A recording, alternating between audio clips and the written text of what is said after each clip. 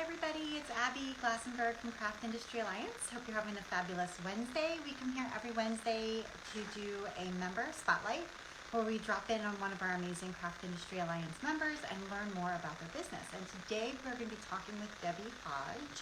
She has a beautiful embroidery business called Stitch Stories Embroidery, and I think you're going to absolutely love her designs.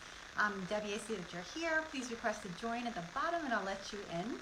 And before I jump into chatting with Debbie, I just also wanted to mention that today is our last day to sign up for a mastermind group. So if you would like to start off 2023 with a bang, really make progress in your business this year, this is the ticket to do so. You will be paired up in a group of 4 to 6 fellow business owners. You will all support each other, grow together. It is tremendously powerful. And it is open to all Craft Industry Alliance members. So head over to our website. You can check it out there. And I'm going to grant Debbie.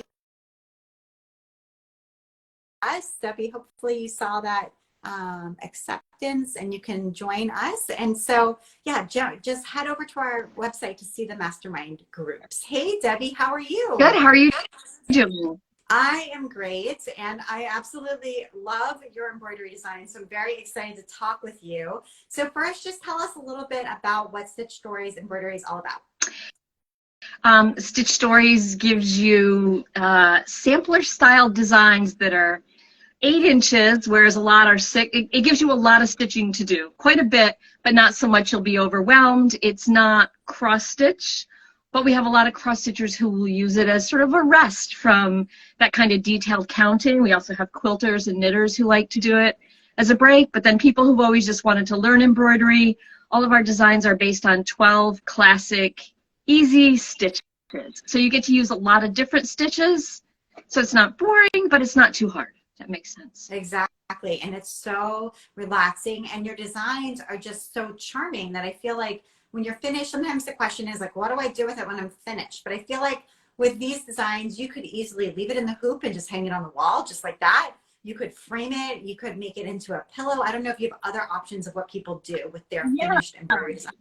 So what a lot of people do, and what I recommend, because we have so many different themes, is use a plate stand. Just leave it in the hoop, and then you could put it into a styled vignette on your buffet or your shelf.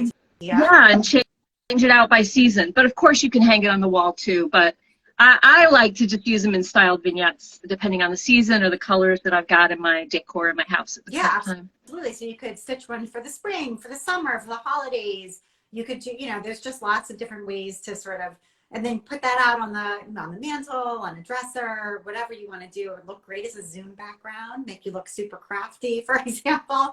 So yeah, they're great. They're so pretty. So maybe you have some samples nearby that you can show us so people can kind of get a sense of your drawing style.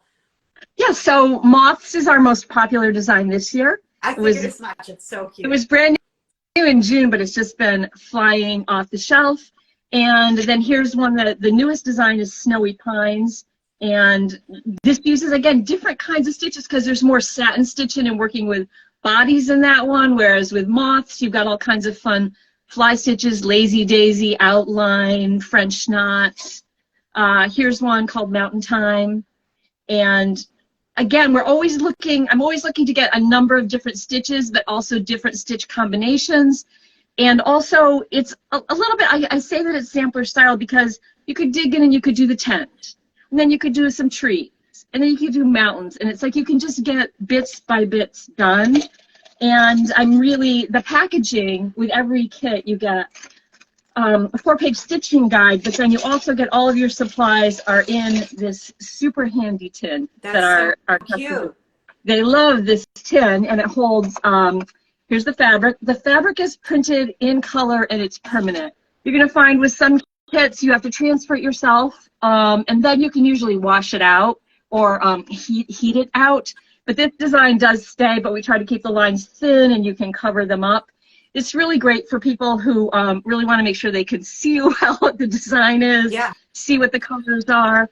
But then the stitching guide does tell you exactly which colors I recommend and which stitches. It's super detailed. We tell you how to get started if you've never stitched. And then there's tips for the whole design. ways I would do it and all the stitches. So every kit gets its own, it's heavy and nice. In the tin you get all the floss, and you also get a little enamel needle minder. Oh, I love that. And needle. Yeah, and for anybody who doesn't know, a needle minder lets you, well, I don't have a work in progress here. You know, you can put it on top of your project with a magnet behind, and then you can always set your needle on it. So we have these little extras that I think are super nice for, you know, if you want to gift somebody or you just like that kind of really nice experience, or you can buy any of them with just the guide and the fabric, and we have all the DMC floss colors on our website, right in the menu at the top, if you want to buy your own floss. So this is a great, first of all, kits are a great way for people who kind of are getting back into a craft or trying to try a craft for the first time, because you get everything you possibly need. You're not going to run out. You're not going to have the wrong tools, the wrong materials. Everything's there. So it's such a good gift for yourself if you want to get back into a particular craft or learn a particular craft, or for somebody else who's newer to stitching. But it's so nice too that once you get into it, maybe you've already got floss at home. Maybe you've already, you know, you've already got needles at home, etc. All you need at that point is the pattern or the pattern in the fabric, so that's, you know, you can just get started on another project because once you start, you are going to become addicted and want to keep doing it. Yeah. So I think that that's really smart to offer all of those options for people. Yeah. Yeah. And I do have a number of the designs are available on wash away fabric, so they're just printed in black to wash away fabric that you could stick to your own fabric if you wanted to do a tote bag or a pillow or edging on a towel or something. So usually when I get requests, when people say, I really wish that one. Like, for example, Mistletoe Farm, a lot of people, this is a Christmas tree farm, and a lot of people wanted to change what the name was in here. They wanted to put their own Christmas tree farm that they frequent. So that's available in this wash away, so you could just put your own kind of name in that. Right, so. And customize it. Yeah, towels are so cute. You could do handkerchief, you could embroider a jean jacket. There's lots of different things you can do. It doesn't just have to be on that surface too. So that's super cool. Yeah, I love it. So tell us a little bit about your background. How did you become an embroidery artist? Well, I think I embroidered when I was quite young. I'm 61 now, and I embroidered when I was quite young, and then I got an MBA, and I was working, and I really, then I started writing fiction as my creative pursuit. Then I had children in my late 30s and got really into scrapbooking, because writing, so changed to writing memoir, really, and photography. And I wrote a book called Get It Scrap that was published. And I had a website. The website's still there, getitscrap.com. It was there for a dozen years. I had a lot of people who taught photography, memory keeping, digital scrapbooking. I had a membership for 10 years called Masterful Scrapbook Design. And so I was doing a lot of, really, when you think about, like, working in this space of a hoop is a lot like working in the space of a scrapbook page, where you're trying to get flow and balance and repetitions and use motifs that resonate and tell a story visually.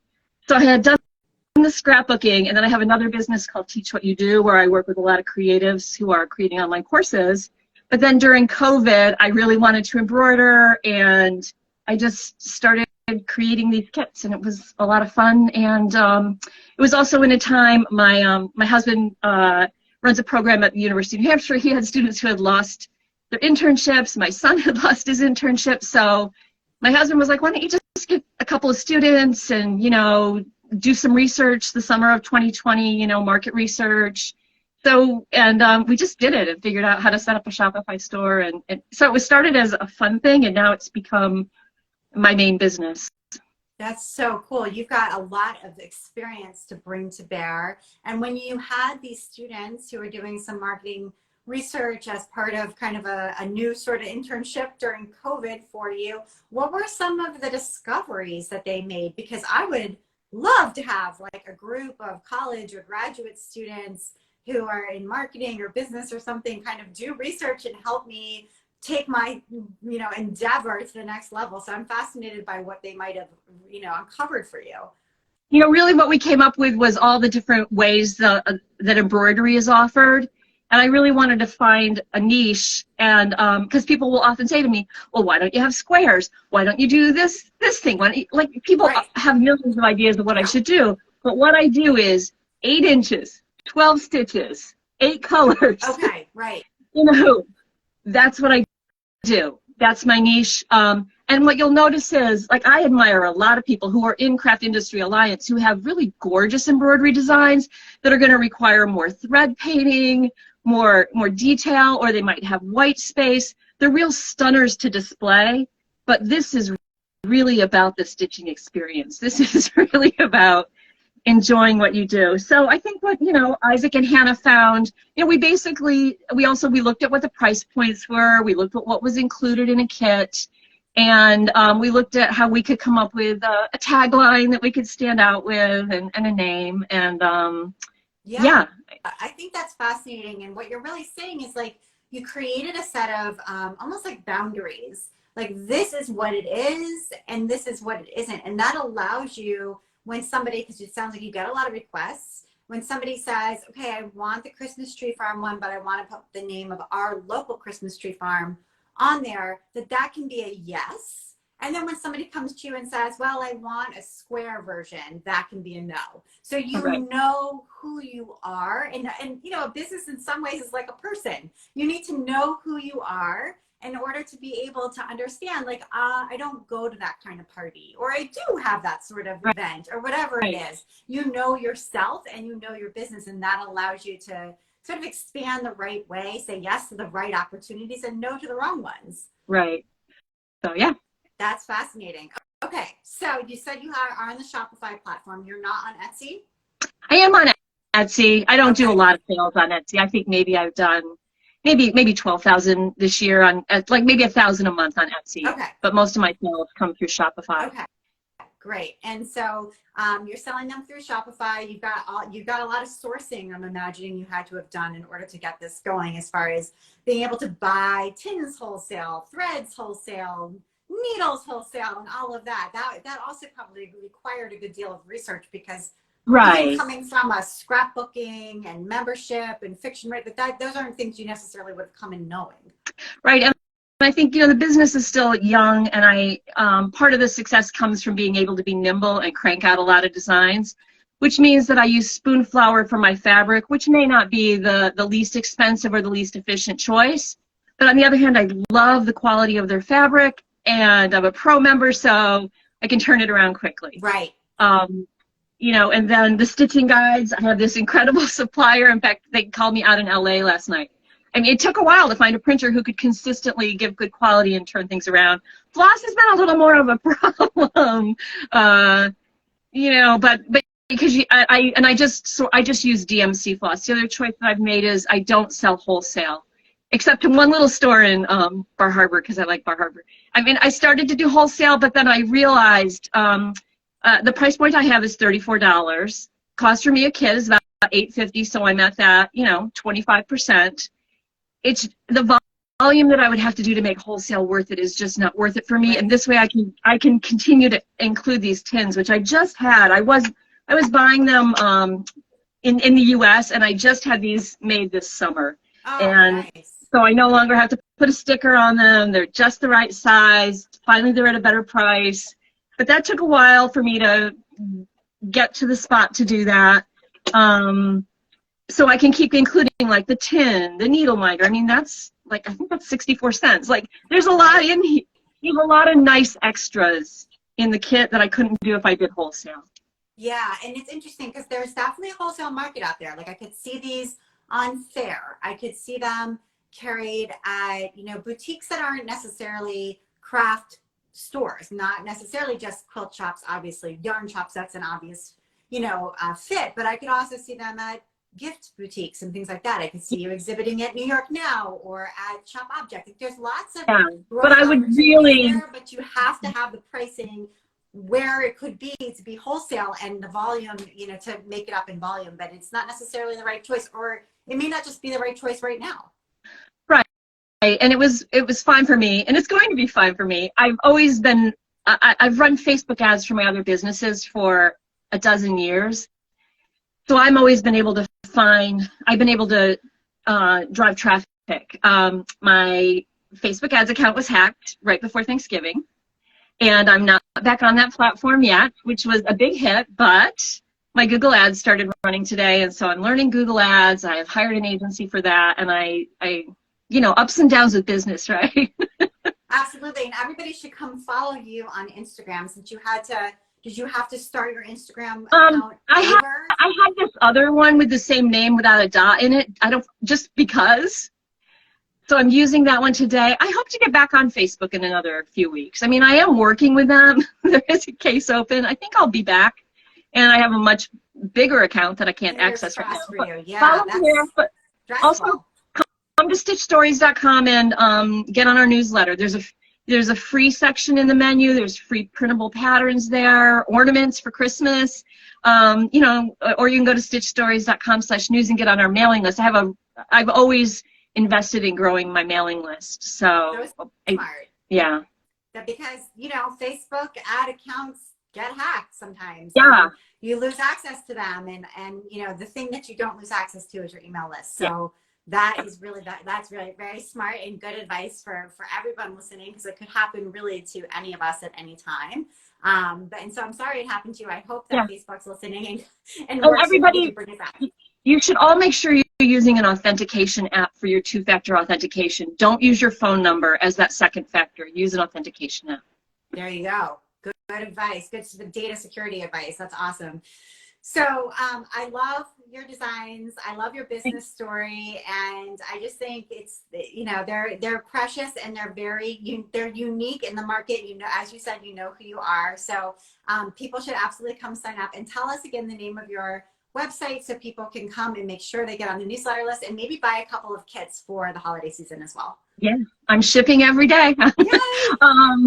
Stitchedstories.com. Easy to remember, stitchedstories.com. Head over and see Debbie's work. You're going to love it. And thank you for being a Craft Industry Alliance member. We love having you. Yeah, thanks. I'm excited for the masterminds that are coming up. Yes, I know. Oh, today's the last day. Everyone sign up for a mastermind. They're going to be awesome, and very, very good experience. So we're excited for them as well. Thanks so much. Thank you for everybody who came today, and we will see you next Wednesday. Bye.